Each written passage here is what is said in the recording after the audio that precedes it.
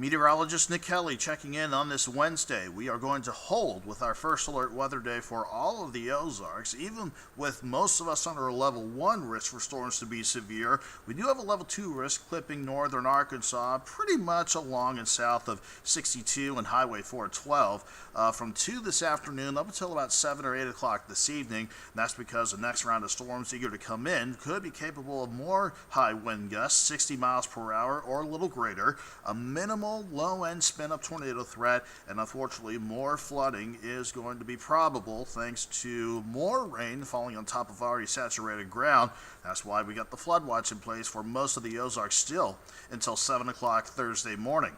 As far as Doppler radar goes, showing things before we got the noon hour underway, another batch of storms with the strongest of everything along and south of I-40. I think that's where the brunt of the severe weather is going to stay for the rest of the day, but these are storms emerging right along and ahead of a warm front that has draped back into the region.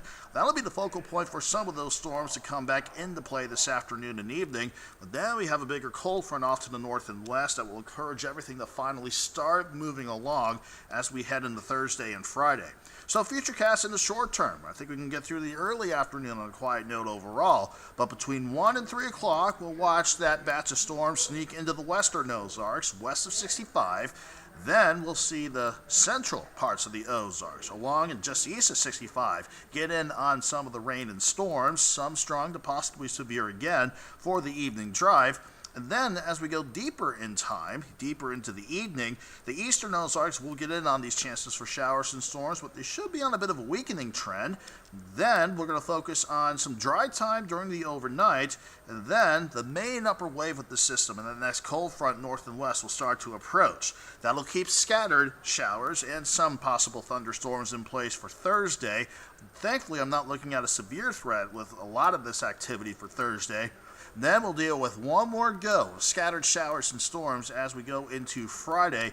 Then, once we get to Friday evening, we will finally start to dry things out.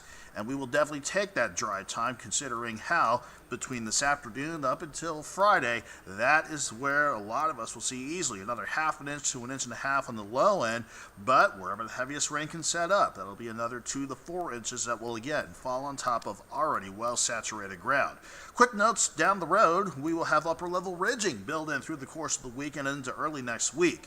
That will give us 4 dry days in a row. Saturday, then next Sunday, Monday, and Tuesday.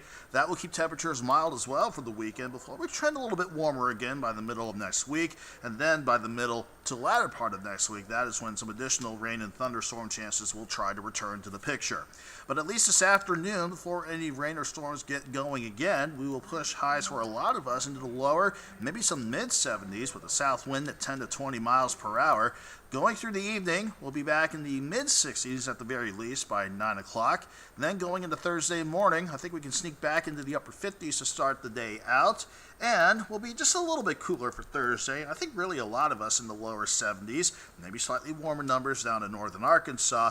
Then behind the brunt of the cold front on Friday, we will keep highs in the upper 60s for Friday, Saturday, and Sunday. Again, Saturday and Sunday, those days look dry, looking good for the rest of the weekend. Upper 60s, still mostly sunny on Monday, partly sunny Tuesday with highs back in the low 70s.